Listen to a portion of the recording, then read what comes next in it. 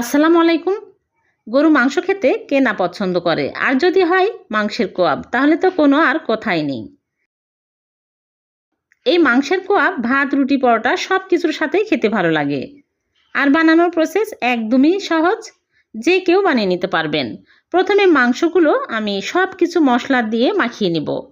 মাখানো হয়ে গেলে সিদ্ধ করতে দিব একদম লো আঁচে। সিদ্ধ হয়ে গেলে তেলে ভেজে নিতে হবে, একদম মুসমুসে করে ভেজে নিতে হবে, তাহলে হয়ে যাবে মাংসের কোয়াব।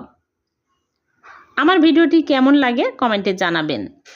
আর কে কোথায় থেকে দেখছেন কমেন্টে জানাবেন, তাহলে আমি পরবর্তী ভিডিওতে যেন আপনাদেরকে ধন্যবাদ দিতে পারি।